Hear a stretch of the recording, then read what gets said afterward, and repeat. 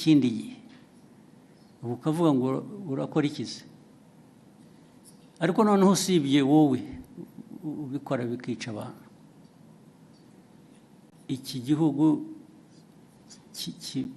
kiyoborwa gite igihugu cyareka abantu bagapfa gusa kikarebera cyo kiba ari igihugu ni igihugu gifite imibereho ite ibintu baraza kujya ku murongo uko bikwiye abantu bazi icyo bisaba baragishoboye ariko ibyo kujya kuzana imico n'imikorere yica abantu aho bayivana birabareba aho ngaho handi niba barabyemeye ibyo ntabwo bindeba ntabwo aho handi handeba nge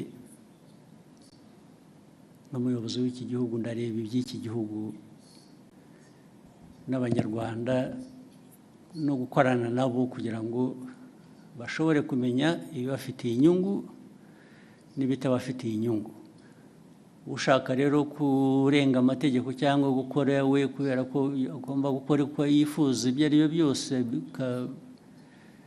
aba ari byo bishyirwa imbere abo ngabo bazahangana n'ababishinzwe kubishyira mu buryo hari ikintu nabonye mu byo nsoma n'iki kugira ngo bijyanye n'ibyo abantu bibaza ariko se uko bikorwa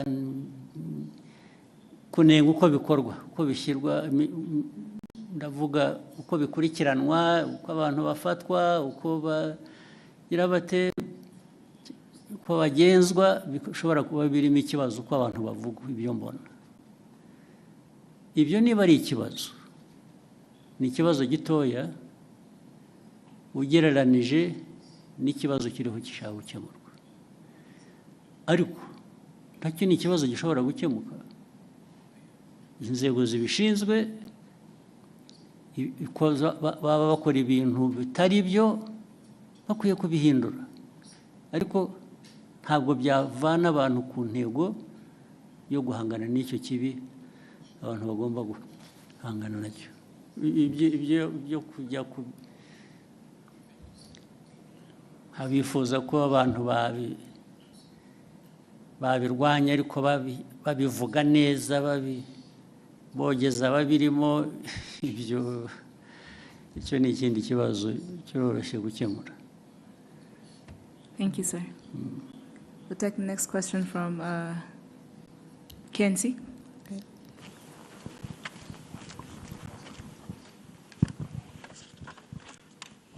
Thank you, Excellence. I am Kakoza Nkuriza Charles, known as KNC, from TV1. Your Excellency, it's over a year since Washington Peace Agreement. But till now, FDLR, it is a threat to Rwandan security. Of recent, we heard of new cantonment and surrendering deal for FDLR and DRC Congo. And the Congo is putting it out as a commitment to the Washington Peace Agreement. Your Excellency, does Rwanda see it as the neutralization process that was put into that agreement, or it is a political trick? Thank you, Excellency. Yeah, this problem of FDLR and other associated problems we have in the region, we have in Eastern Congo.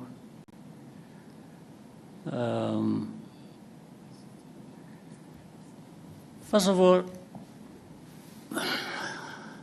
it's not complicated. It's not difficult to understand what really is at issue.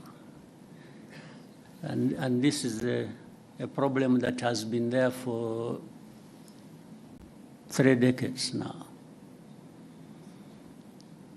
The whole world has got involved over time, and whether it is the UN, whether it is United States or Europe or Asia or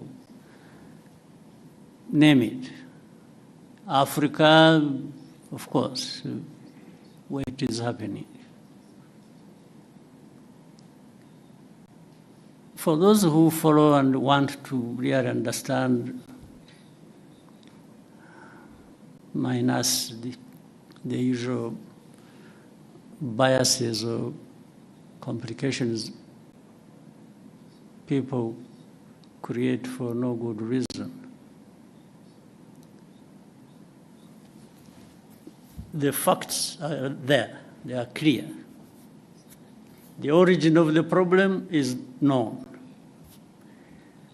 The handling and the mishandling of this problem over many years is known. The actors are known. So there have been, you are talking about the Washington Accords. These are just recent efforts. Before that, over many years past, the efforts and the discussions and the noises about how to deal with the problem have run into their hundreds. But you still remain with the problem. Some would even want to simplify it and they say it is Rwanda the problem. Meaning if we didn't have Rwanda, or if there was a way of carrying this country somewhere and turn it into an island in the Pacific or Indian Ocean or wherever, remove it from here. That may be a solution. That's what they imply here. That maybe a solution would be found. But ask yourself whether that really is true. There are many parties to this program. One is Congo, the other is the international community that has really messed up this whole thing from the beginning, as we know it. There is Rwanda. There are other countries of our region. All these have a way they have contributed to the problem and a way they can contribute to a solution. But the way it is handled seems not to put that into account. And that's why the problem goes on forever. Nobody addresses the root cause of this problem. I haven't heard of any effort so far that focuses and tries to address the root cause. It's always something superficial. It's one day, FDR, yes, they are there. Then the next day, no, they are not there. Actually, they were finished. Then another day, who are the FDR after all? I think Rwanda is just creating this thing as an excuse to go and steal minerals in Congo. And this kind of, I don't know what to call it, the kind of argument that goes on, even with the people you thought they were really serious. I think sometimes we overrate the capacity of leaders and countries and so. When you listen to some of these arguments and the people they come from, you really wonder what what we have to deal with. So no root cause addressed. Then immediately there are sanctions. sanctions. I've never understood, sanctions, yes, they really create problems. They do. But that is all. There are problems added to the problems that were originally there. That's all. It's not anything to do with trying to address the problem. And especially if you look at the manner in which they are applied.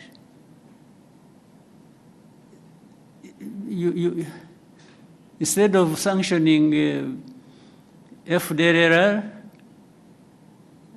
or those who work with them or support them, they sanction those who fight them. I mean, I don't understand the logic. Then instead of saying, in Eastern Congo, there is a problem of Congolese who are involved in this conflict for their own rights, the AFC, M23, and many other groups that have been fighting there. So, what is the origin of this problem? Is it really Rwanda's case to answer? Are we the ones denying these Congolese their rights in Congo? Are we even the ones who actually made them fight to restore their rights in Congo? I will always come back to inform you as whether you want to keep it in mind or what. Even the origin of this conflict, as we know it, which started in, is it 2022 or what? We are now running into, is it 22?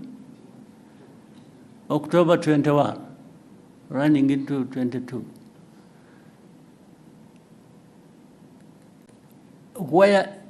How did it start? Actually, this conflict was started by Congo itself, working with people to have this invasion into Congo start, and the plan was always to put it on the shoulders of Rwanda. Try, without mentioning names, without anything, you people try to, as you live here, find out where did these people who are fighting originate from. Where did they come from? Did they come from Rwanda? If you find they came from Rwanda, maybe there is a reason to say, yeah, but there is something Rwanda is not saying in full. They are giving us a piece of story. Find out. So, the start of this conflict is not by Rwanda. And then Rwanda comes to own the problem, the origin of the problem. It is made to own the origin of the problem. Our Rwanda's problem has always been FDLR in Congo. I can repeat it 100 times. And if this problem of FDLR is not resolved, of course, Rwanda will always remain involved as part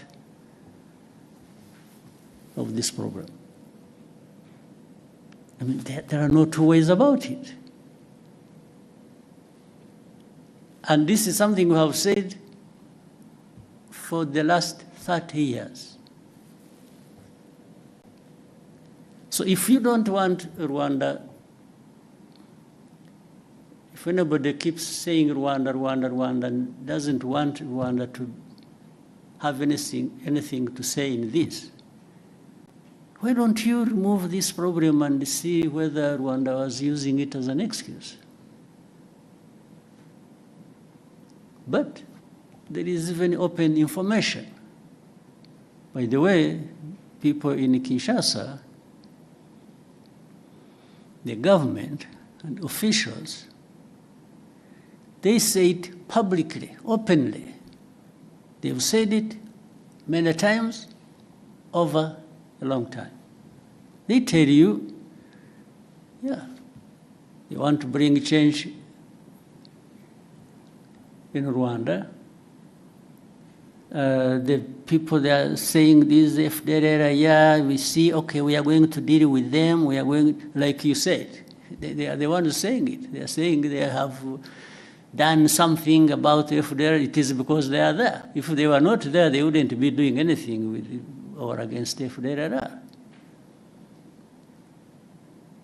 But what we know on a regular basis, they arm them, they integrate them in their own forces, and we have evidence because we have people here, former FDLR combatants who have been part of all those efforts. And either some of them came back home on their own or were captured in Congo, and they are telling the same story. You people, if you know a place called Mutobo, there is a place called Mutobo where we take people and for the effort of reintegrating them in society. These people are there, they give you space to interview directly these people who will tell you these stories.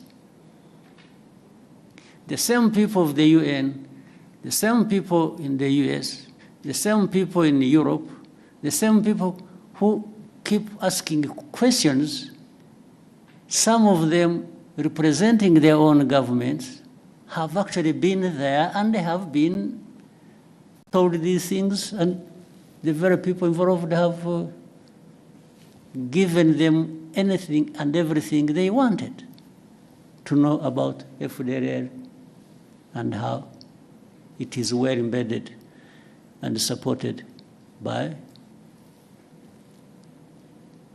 and in Congo. So these questions that keep coming, you know,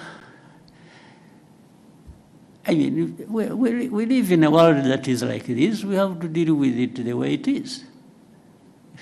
So for us, I mean, we have calmed ourselves down and are having to deal with the world that we have. We cannot create our own world. That's too much for us. So we deal with it as the way it is. We carry the blame that is not ours. We've been insulted, abused, belittled, and to a point that sometimes people are made to feel like you really don't matter in this world. What they tell us, what they keep saying, it's like they're giving us a message, you don't matter. So sanctioning is just to punish you, to drive the screw hard into your back. And at that expense, they promote whoever they want to promote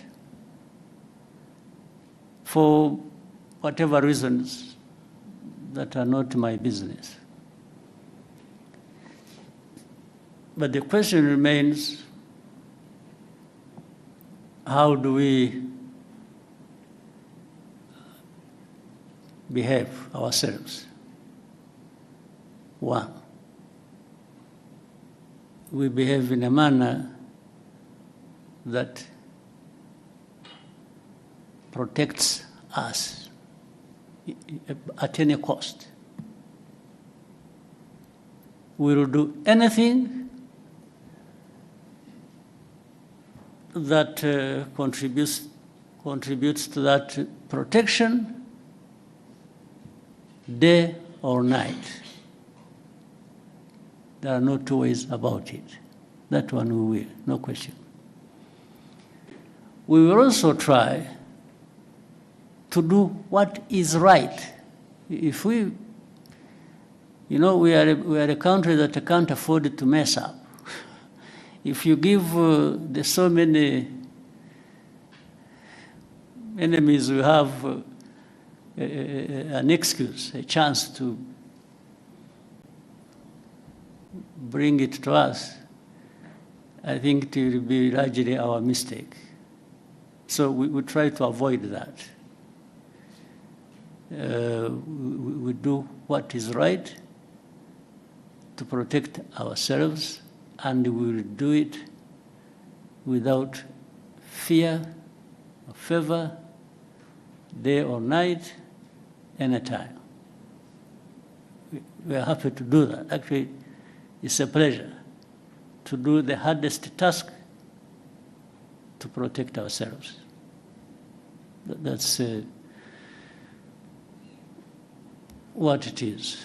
And the rest, what we try to do is actually, we've been trying to team up with other countries in bringing peace in different parts of our continent. And that simply underlines how much we want peace. Rwanda, we want peace. To the point that we are ready to fight for it. And that's our main thing. We want peace, and we want to work with others to have peace. So with all that I have given you, figure out what answers your question. But that's what it is. Thank you, Excellency. We'll take the next question. We'll take one from James Munyaneza, TNT.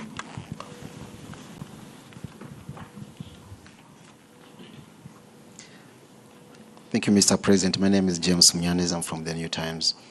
And I want also to go back to the issue of the region. Of course, we have Burundi to the south. And the president of Burundi recently said that there were conversations with Rwanda, and Rwanda made the commitments that he claims Rwanda did not honor. If you could shed some light around that, and this relates to the suspects linked to 2015. Around something that didn't happen. Okay, I think that's very important to understand, because he made these claims. Well, let's be clear. That where did that happen and when? So from what you were saying, Yeah. it sounded like there had been conversations between the two countries, bilateral engagements. When? What time? Because the time matters. I think that was not clear from what he said. So everything is not clear. Okay. I don't know how you can answer that. Yeah. Yeah, because there is no commitment we ever made that we will not fulfill. Okay. Not with the president of Burundi, not with anyone. Thank you, Mr. President. Unless really something comes up specifically, then I will answer it. Okay. Yes. Okay. Thank you. I think that's now clear enough. But maybe you might find one night he dreamt and thought it had happened.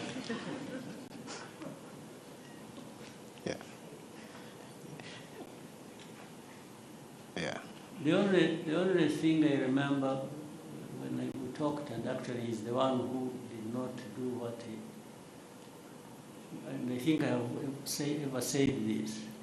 At the beginning, when the Burundi forces went to the north of Kivu North in Goma and other things.